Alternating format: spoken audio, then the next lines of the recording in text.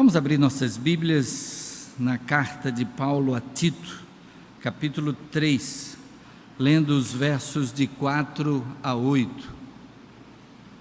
Carta a Tito, capítulo 3, versos de 4 a 8.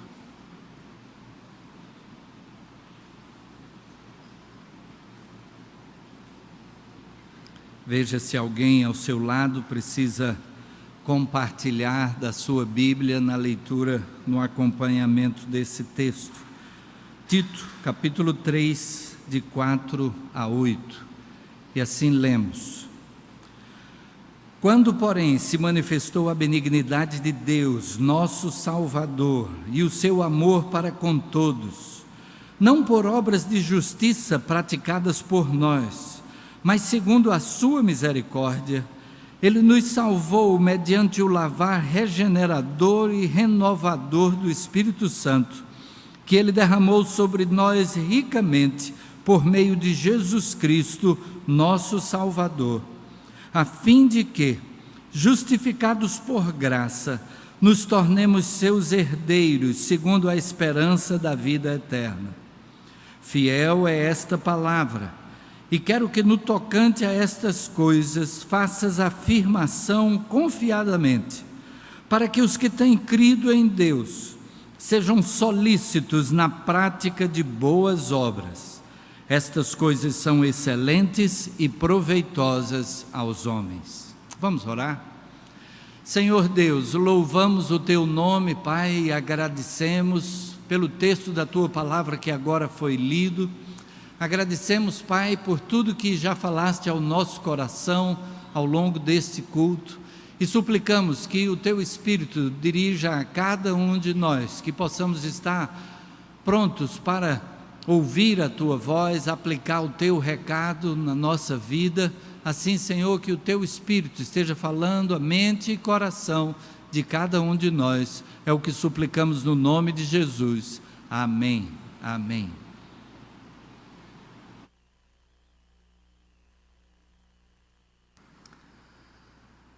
Nós estamos neste mês de abril com esta série Uma Questão de Honra. Uma questão de honra. Estamos meditando basicamente num livro cujo título é 7 dias no propósito de honrar ao Senhor. Estaremos meditando não em 7 dias, mas em sete oportunidades de culto. E ao longo deste mês estaremos meditando em vários aspectos da nossa vida nos quais podemos honrar a Deus. Hoje pela manhã o pastor Júlio falou a respeito de honrar a Deus com o nosso pensamento. Tudo que é verdadeiro, tudo que é honesto, tudo que é justo, tudo que é puro, tudo que é proveitoso, tudo que é de boa fama, se há algum proveito, se há algum louvor nisto, pensai. Filipenses 4, verso 8. Agora à noite, gostaríamos de meditar a respeito de honrar ao Senhor por meio das boas obras. Através das nossas obras, honrarmos ao Senhor. E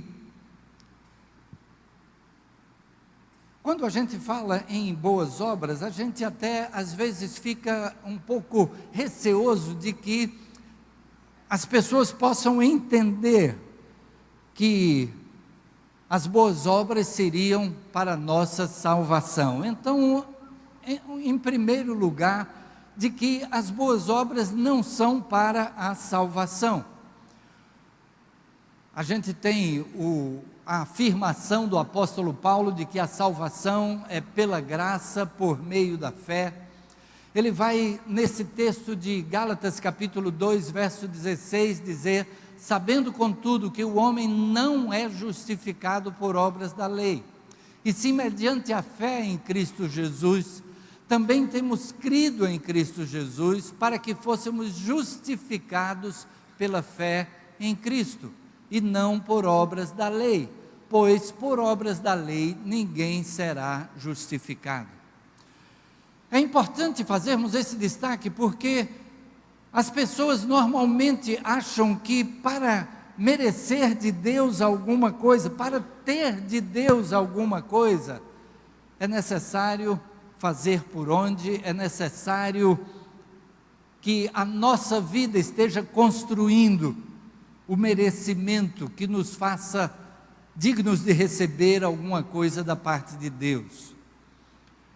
Lembro de uma oportunidade que já compartilhei aqui com os irmãos, em que, num culto de gratidão pela vida de alguém que havia falecido, mencionei a segurança que podemos ter pela fé em Jesus.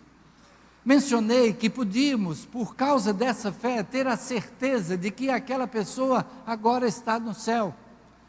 E que isso acontece não por merecimento nosso. A palavra de Deus nos afirma de que todos pecaram, mas nós somos justificados, como diz esse texto, justificados pela fé em Jesus, porque Jesus é que fez o que era necessário. Nós não precisamos fazer porque Jesus o fez. Jesus assumiu a cruz em nosso lugar, sendo sem pecado, assumiu a condenação do nosso pecado. E então compartilhei esta segurança que podemos ter e que é pela graça, não é por merecimento, é por fé.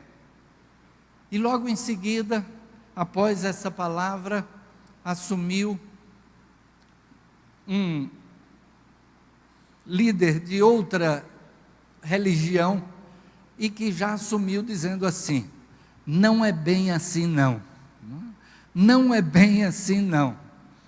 E eu tive que dizer, eu estou afirmando o que a Bíblia diz. Aí ele disse, eu vou lhe dizer também o que é que diz a minha Bíblia, a sua Bíblia diz isso, a minha Bíblia. De modo que as pessoas estão não apenas pensando, mas sendo ensinadas de que é preciso merecer de Deus. Esse texto que nós estamos lendo, ele vai nos dizer claramente que o homem não é justificado por obras da lei, e sim mediante a fé em Jesus Cristo. Se a gente fosse ler esse contexto, todo o contexto do que o apóstolo Paulo está dizendo, a gente iria ver que o sacrifício de Cristo é que foi o necessário para a salvação. Então, quando a gente fala em obras, a gente não está falando a respeito do que seja para a salvação, porque a salvação é de graça por meio da fé. As pessoas às vezes também ficam questionando, mas assim a salvação é muito fácil. É muito fácil porque basta crer em Cristo e então está salvo. Desse jeito é fácil demais, não deve ser assim. O que acontece é que para nós seria impossível merecer de Deus salvação. É por isso que Deus enviou o seu Filho, é por isso que Deus elaborou o plano no qual Cristo fez tudo. Agora, Ele nos propõe uma vida de serviço a Ele. Ele nos propõe uma vida onde as obras têm o seu lugar. E então, a gente passa para o que nos fala Tiago, de que a fé, ela é testemunhada pelas obras. Tiago capítulo 2, verso 18 diz, mas alguém dirá, tu tens fé e eu tenho obras. Mostra-me essa tua fé sem as obras, e eu com as obras te mostrarei a minha fé. As obras são uma confirmação daquilo que nós cremos. Se nós cremos em algo, precisamos agir de acordo com isso em que cremos. Infelizmente, tivemos neste final de semana um acidente muito sério, naquele desabamento do telhado no supermercado. Nós devemos inclusive estar em oração pelas famílias que foram atingidas por aquele evento. Mas imagine que alguém está ali embaixo e descobre que aquele telhado está para cair. Descobre que, do jeito que está a estrutura, a queda é iminente. Ele está para cair de imediato. O que é que essa pessoa vai fazer? Aí a gente pensa num segundo estágio. Digamos que alguém olha, vê que a estrutura está comprometida, mas diz assim: não, aparentemente ela está deficiente, mas deve sustentar por algum tempo ainda. A gente tem aí as duas maneiras de encarar o fato, onde a pessoa escolhe aquilo em que crê. Ela pode escolher crer que vai demorar, ou ela pode escolher crer que vai cair de imediato. E o que a pessoa vai fazer vai depender daquilo em que ela crê. Se ela acredita que demora, ela vai continuar ali tranquilamente fazendo as suas compras. Se ela acredita que vai cair de imediato, ela não só vai sair correndo, como ela vai avisar quem puder: olha, o telhado está desabando, vamos sair daqui, que o telhado vai cair em alguns minutos. Aquilo que ela viesse a fazer, iria testificar daquilo em que ela estivesse depositando a sua fé.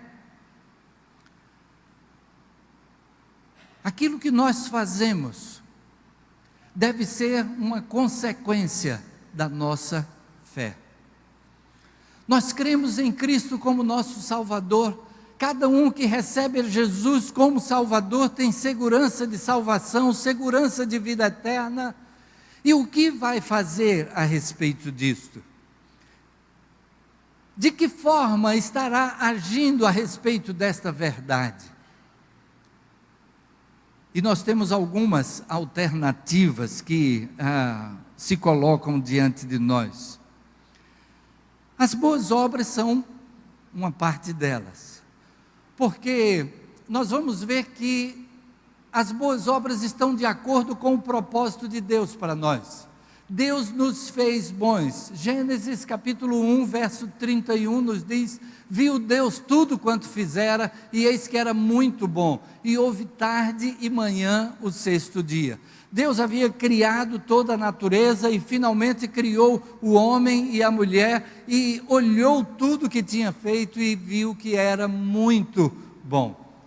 Deus nos fez bons. A gente tem o relato de Gênesis capítulo 3, quando o homem cometeu o primeiro pecado, desobediência a Deus, e tudo que aconteceu a partir daí, mas no princípio, Deus nos fez bons. Tivemos no final de semana anterior a este, a realização aqui do Global Leadership Summit, e tivemos diversas palestras, coisa muito boa, muito profunda, e uma das palestrantes foi Danielle Strickland. Eu gostaria de destacar dois aspectos que ela menciona na sua palestra. E ela cita a esse respeito do fato de que Deus nos fez bons. Ela diz que, então, quando vai colocar o filho para dormir, então ela pergunta para o filho, filhinho de 4 anos, Moisés: Moisés, quem foi que lhe fez? E aí o Moisés de 4 anos diz: Deus me fez. E aí ela pergunta: Moisés, e como foi que Deus lhe fez? E aí Moisés responde: Ele me fez bom. Ele me fez bom. E como precisamos ter essa consciência de que Deus nos fez bons. Ele nos fez para praticarmos boas obras. Ele nos fez para que estivéssemos sendo bons em tudo aquilo que a gente viesse a fazer. E aí, a segunda coisa que ela diz é que a gente precisa muitas vezes parar de ouvir aquele disco arranhado. Eu estou falando agora para a velha guarda, né? Para aqueles que são do tempo do disco de vinil, né?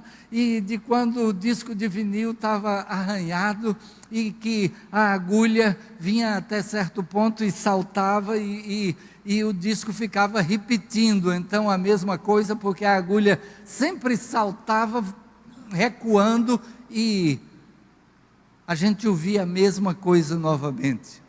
Ela disse que às vezes a gente está na nossa vida ouvindo um disco arranhado, um disco de algo que alguém nos disse, algo que alguém falou a nosso respeito. Pode ser algo do tipo: você não pode, você não vai conseguir, isso que você está tentando fazer não vai ter resultado nenhum.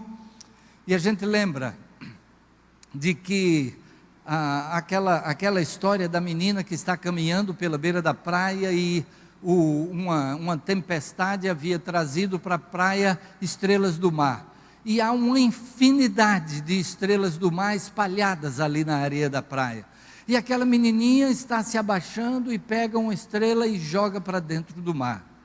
E alguém que vai passando diz: olha, esse seu trabalho não está adiantando nada, porque você não vai conseguir jogar essa quantidade toda de estrelas de volta. E aí a menininha se abaixa e pega uma estrela e joga no mar, e aí diz: para essa daí fez a diferença. Ela podia não estar fazendo diferença naquela quantidade de estrelas que estavam ali, mas ela joga uma e diz: para essa fez a diferença. E de repente a gente às vezes deixa de fazer alguma coisa porque a gente não vai conseguir resolver o problema do mundo, a gente não vai resolver o problema de todas as pessoas, mas Deus nos fez bons para realizar aquilo que está a nosso alcance. Nós precisamos deixar de ouvir aquele disco arranhado que afirma que a gente não vai conseguir. E já temos compartilhado aqui na igreja como muitas vezes acontece de que os próprios pais às vezes falam para o filho, e o filho acredita, e o filho leva a sua vida adiante acreditando em alguma palavra negativa que ouviu, quer seja dos pais, quer seja de colegas de escola, que falam da sua limitação, de que ele não vai conseguir, de que é difícil demais. Mas a gente precisa parar de ouvir esse disco arranhado. E nós fomos feitos então para as boas obras. Efésios capítulo 2, versículo 10 diz: porque somos feitura dele, criados em Cristo Jesus para as boas obras, as quais Deus de antemão preparou para que andássemos nelas. Então, quando nós praticamos boas obras, quando nós fazemos aquilo que está a nosso alcance, nós estamos fazendo aquilo para que fomos feitos. E quando nós agimos assim, nós glorificamos a Deus.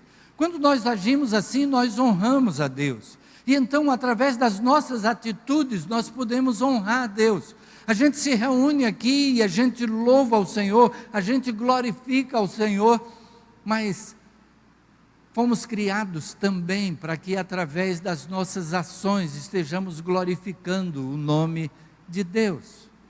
E então, é de acordo com o propósito de Deus. Mas, na caminhada da vida cristã, como é que isso se dá? De que forma é que será essa prática das boas obras?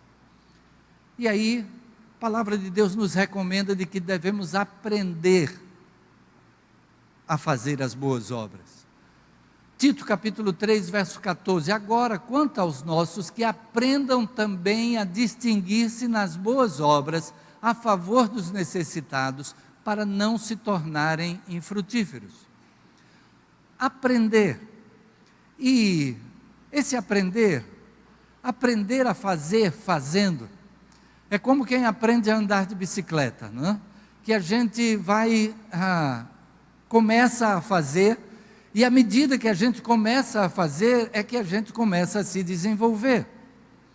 E eu lembro da história de como meu pai aprendeu a andar de bicicleta.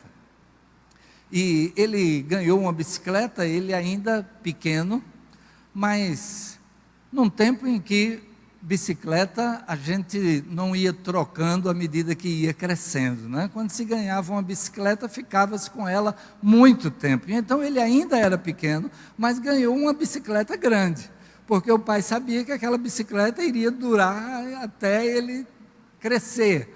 E então ele ganhou aquela bicicleta no dia do seu aniversário, e foi à noite que ele ganhou a bicicleta, e o pai disse a ele: amanhã a gente vai aprender a andar. E a gente pode imaginar como foi aquela noite, né? Se ele conseguiu ou não dormir naquela noite, aguardando por aquele momento em que andaria de bicicleta. E o fato é que quando o sol nasceu, ele já estava de pé, e pegou a bicicleta, e os pais estavam dormindo ainda. E aí ele foi tentar andar na bicicleta, mas ele pequeno não conseguia montar na bicicleta, pisando diretamente no chão, ele precisava de um degrau. E sendo que o quintal da casa tinha um degrau mais ou menos desse tamanho aqui, e o quintal era comprido então até o final. E ele então colocava a bicicleta encostada no degrau aqui, para poder subir, só que ele tinha que começar a andar fazendo a curva. Tinha que começar a experiência já fazendo a curva, para poder seguir no restante do quintal. E ele fazia a curva e caía. E aí voltava, botava no degrau e montava, e fazia a curva e caía de novo. E voltava para o degrau até que conseguia andar um pouquinho mais antes de cair.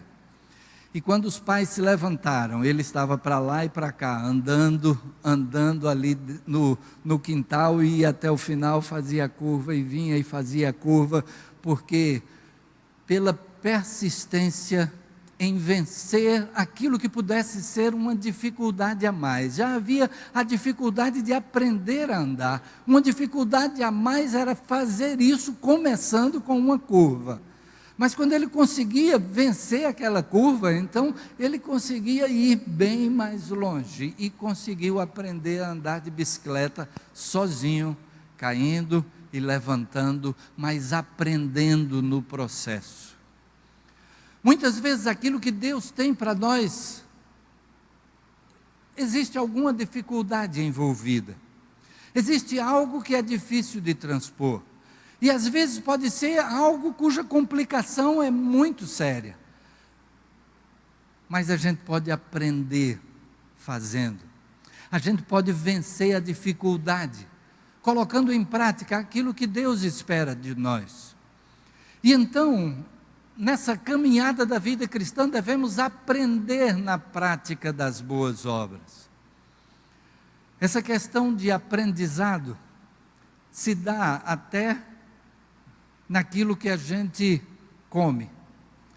Lembro daquela experiência que já compartilhei com a igreja, de quando um casal de missionários brasileiros, no meio dos índios, na Amazônia, numa tribo completamente isolada, só se chegava lá de avião, e eles resolveram, depois de alguns anos já ali convivendo no meio daquela tribo, resolveram fazer para os índios provarem pizza.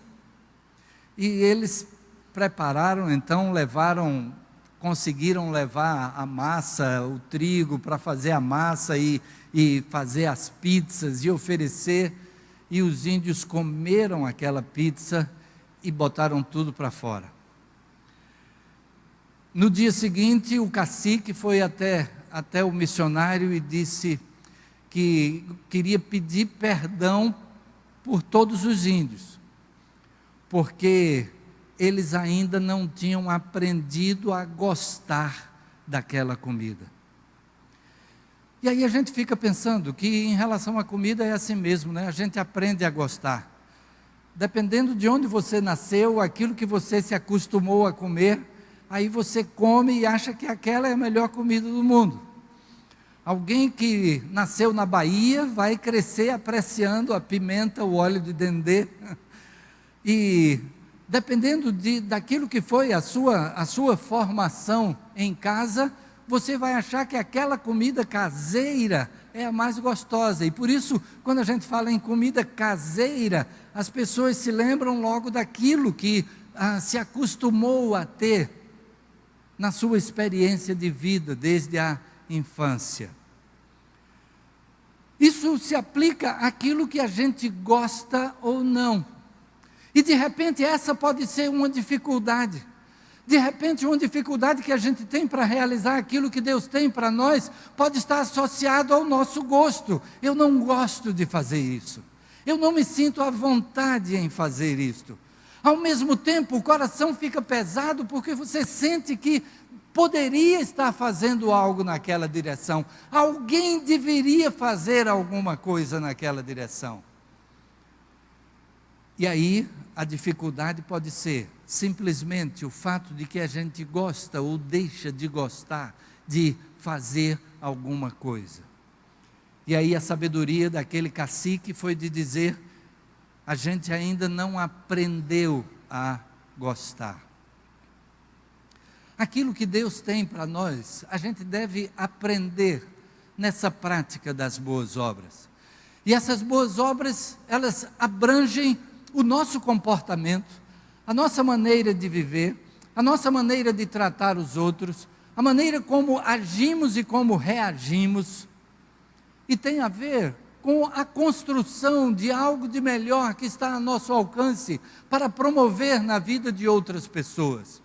Algo de melhor que está a nosso alcance pode ser uma mudança de realidade social, pode ser contribuirmos para que alguém que tem uma vida que não teve as oportunidades que nós tivemos, e então que esse alguém possa passar a ter essa oportunidade. Graças a Deus, na nossa igreja nós temos,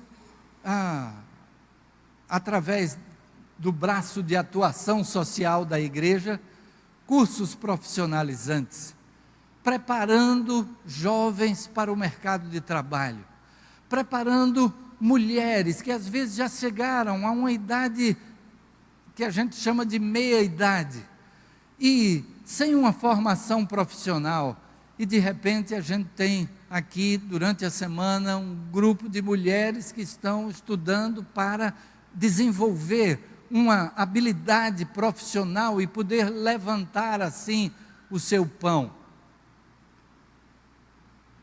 É possível fazer alguma coisa, está a nosso alcance fazer alguma coisa.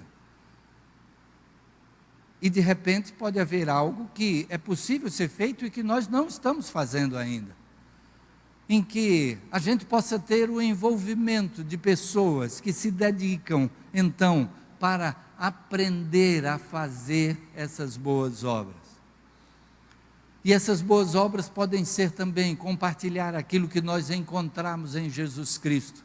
Essas boas obras podem fazer então essa diferença, não apenas no sentido de condição social, mas na condição de eternidade da pessoa. E na condição de eternidade não pensando apenas na vida futura, mas na condição de eternidade partindo de agora.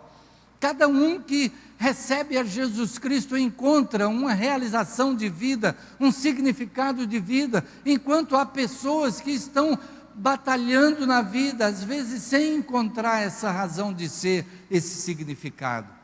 E está a nosso alcance poder compartilhar aquilo que encontramos em Jesus Cristo e fazer com que pessoas possam desfrutar da mesma coisa. E então, nessa caminhada da vida cristã, devemos aprender na prática das boas obras. E devemos nos estimular mutuamente. O escritor aos Hebreus, capítulo 10, verso 24, diz: consideremo-nos também uns aos outros, para nos estimularmos ao amor e às boas obras. Isso significa dizer que nós dependemos uns dos outros no alimentar desse desejo, desta consciência do que é que está a nosso alcance, de podermos compartilhar com outros, às vezes mesmo a dificuldade.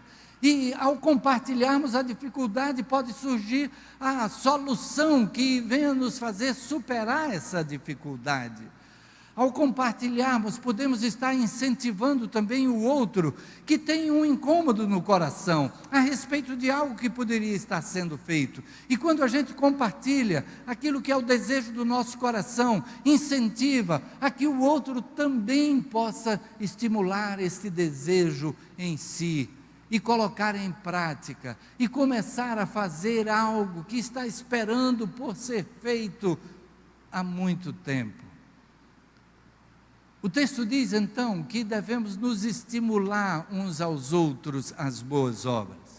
Nós temos, através dos nossos pequenos grupos, a condição de estar convivendo, de estar compartilhando, de estar então participando da vida do outro e fazendo com que o outro também possa participar da nossa vida. E uns aos outros é a expressão que o Novo Testamento repete diversas vezes, que deve estar presente no meio da igreja, de que nós precisamos estar nessa convivência, fazendo com que essa expressão esteja sendo colocada em prática. Amai-vos cordialmente uns aos outros, orai uns pelos outros, e então podermos estar nos estimulando, inclusive a prática de boas obras. E aí, a gente tem o que disse o próprio Senhor Jesus Cristo, em Mateus capítulo 5, versos 14 a 16. Vós sois a luz do mundo. Não se pode esconder a cidade edificada sobre um monte, nem se acende uma candeia para colocá-la debaixo do alqueire, mas no velador, e alumia a todos os que se encontram na casa. Assim, brilhe também a vossa luz diante dos homens, para que vejam as vossas boas obras e glorifiquem a vosso Pai que está nos céus. Eu não sei se a gente sabe exatamente o que é que significa o velador, mas morando no interior de Pernambuco, tempo que pastoreei no interior, pude entrar em casas em que a gente vê aquela tabuinha colocada em determinada altura da parede, porque ali é o lugar de colocar o candeeiro, e o candeeiro ficando alto, ilumina melhor a toda a casa. Tive a oportunidade também de ver como é o aproveitamento da luz elétrica, com a devida economia, e as casas no interior, num grande número, são sem forro, e ela é construída em meias paredes, e então a parede vai até mais ou menos 2,30 m a 2,5 m por aí, e termina. E então até o que você fala num cômodo da casa, no outro cômodo, né, todo mundo está ouvindo, porque a comunicação é direta. E muitas vezes a casa tem apenas 4 cômodos, e então você tem a casa construída assim, como que numa cruz, 2 paredes que se cruzam, e você tem uma sala, já um quarto, a cozinha e outro quarto, e o banheiro já está dando do lado de fora, já é feito do lado de fora, e com uma lâmpada, toda a casa é iluminada, exatamente onde as paredes se cruzam, a pessoa coloca uma lâmpada, e todos os cômodos ficam iluminados a partir daquele local, daquela posição em que a lâmpada é colocada, e então com uma lâmpada a casa toda fica iluminada. Isso é a aplicação mais ou menos do que diz esse texto. Coloca-se no velador e alumia a todos os que se encontram na casa. E o Senhor Jesus então diz assim: brilhe também a vossa luz diante dos homens. Brilhe a vossa luz diante dos homens. Brilhe a luz. Como é que vai brilhar essa luz? Que luz é que vai brilhar em nós? E aí ele complementa dizendo: para que vejam as vossas boas obras e glorifiquem a vosso Pai que está nos céus. Para que vejam as vossas boas obras. Se nós estivermos brilhando, isso quer dizer que estaremos praticando boas obras, tanto com o nosso comportamento, como mencionamos, como por aquilo que podemos fazer em direção para o bem de alguém. E aí as pessoas vão experimentar aquilo que Jesus fez por nós. Porque Jesus veio do céu para fazer por nós aquilo que nós não poderíamos fazer.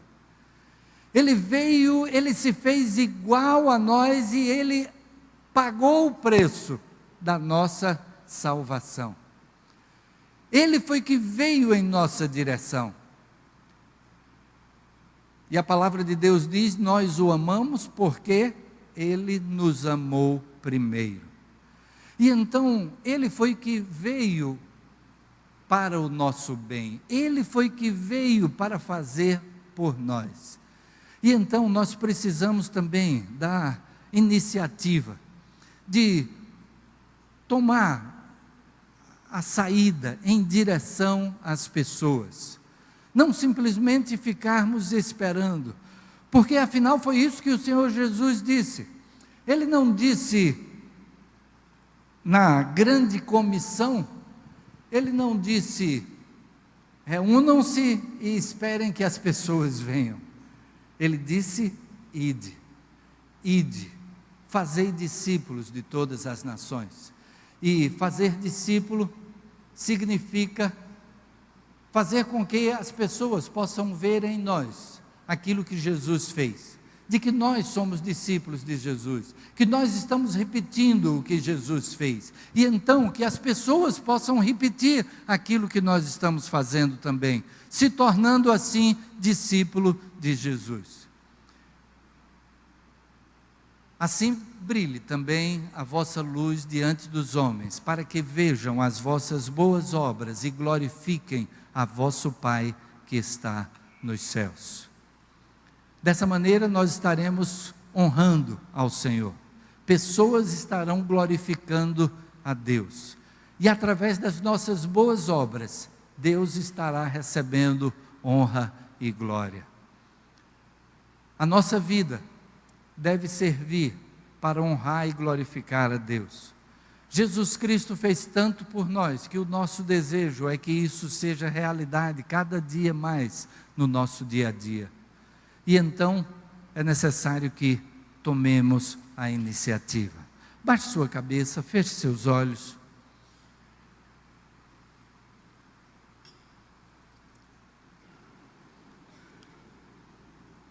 Em primeiro lugar, a maior honra a Jesus é reconhecer aquilo que Ele fez por nós. Reconhecer aquilo que Ele fez por nós é reconhecer que Ele morreu para nossa salvação.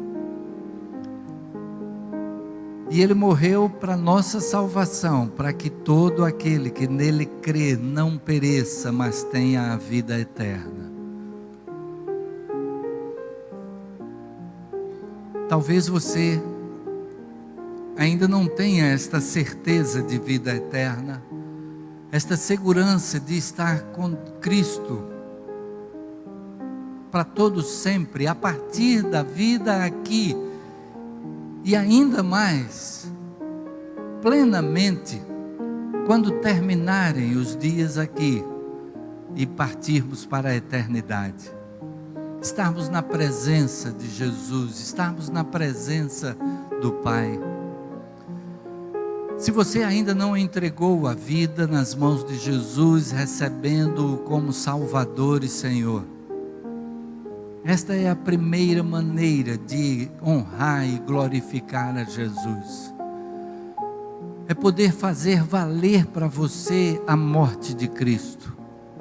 Caso contrário, a morte dele foi em vão para cada um que não o receba. Honramos e glorificamos a Ele quando recebemos como Salvador e Senhor da nossa vida. Esta pode ser a hora de você dar este passo, de que você, aí no lugar em que você está, você poder dizer para Jesus: sim, Jesus, eu quero que Tu sejas o meu Salvador, o meu Senhor. Eu quero que a minha vida seja em serviço a Ti, para a glorificação do Teu nome. faça essa oração ao Senhor Jesus. Sim, Jesus, eu quero que Tu sejas o meu Salvador e o meu Senhor. E para cada um que já o recebeu como Salvador e Senhor, aquilo que podemos fazer com a nossa vida, em testemunho de vida, com a nossa maneira de agir, com a nossa maneira de tratar o próximo, com a nossa fidelidade nos nossos negócios, com a maneira de buscar fazer o bem ao outro, aproximarmos dos outros sempre para produzir o bem. E o nome de Deus é glorificado na nossa vida. Termos a iniciativa também de fazer algo para uma mudança de realidade às pessoas à nossa volta.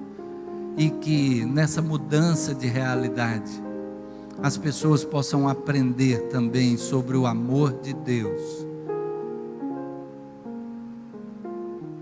E com a vida também glorificar ao Senhor. Senhor Deus, louvamos o Teu nome, Pai, e agradecemos.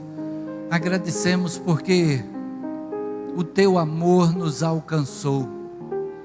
O fato de teres enviado Jesus para assumir na cruz a condenação do nosso pecado, nos faz ser justificados, como disse o texto que lemos a princípio, Pai. Éramos condenados e passamos a ser justos pelos méritos de Jesus Cristo, porque Ele leva sobre si as nossas iniquidades. Assim, Senhor, nós te agradecemos por esta riqueza. E se alguém aqui ainda não tinha entregue a vida a Jesus, recebendo-o como Salvador e Senhor, que esta seja a hora desta decisão, que antes de conciliar o sono, esta pessoa possa ter a segurança, a certeza de vida eterna, porque Jesus pagou o preço da nossa salvação, levou sobre si a condenação do nosso pecado. E Pai, a cada um de nós que já recebeu a Jesus como Salvador, que Tu possas estar dirigindo por meio do Teu Santo Espírito, para que possamos realizar tudo aquilo que é Teu propósito para nós, e que da maneira como nos fizeste, como nos criaste, e nos criaste bons, possamos estar realizando o bem a todos aqueles que estiverem ao nosso alcance. Pedimos, Pai, que possamos estar sendo instrumentos Teus de mudança de realidade, de mudança de qualidade de vida, para uma vida que conhece o Teu amor e uma vida que tem a Teu Filho Jesus, através do Espírito Santo, morando em nosso interior. Assim, Pai, usa-nos como instrumentos Teus, conforme a Tua vontade. É a oração que fazemos nesta hora, agradecidos. Continua a falar a cada um de nós ao longo desta semana, que possamos estar buscando as oportunidades de Te honrar com as nossas atitudes, com as nossas ações, e que assim o Teu nome seja glorificado em nós. É o que suplicamos em nome de Jesus. Amém. Amém.